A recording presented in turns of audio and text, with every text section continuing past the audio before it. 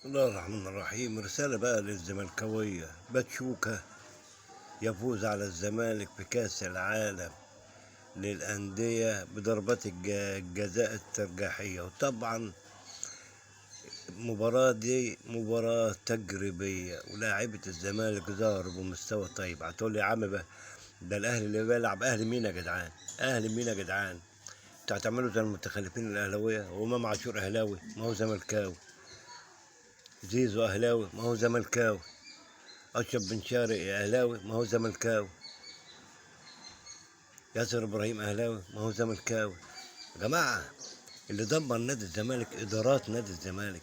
إذا كان مرتضى منصور ولا حسين لبيب، هم دمروا نادي الزمالك، وهم السبب في شهرة النادي الأهلي وإنجازات النادي الأهلي. السبب فيها مرتضى منصور وحسين لبيب. فين جمهور نادي الزمالك؟ ما لو في جمهور نادي الزمالك دي كورة فعلا يروحوا يولعوا في الناس دي.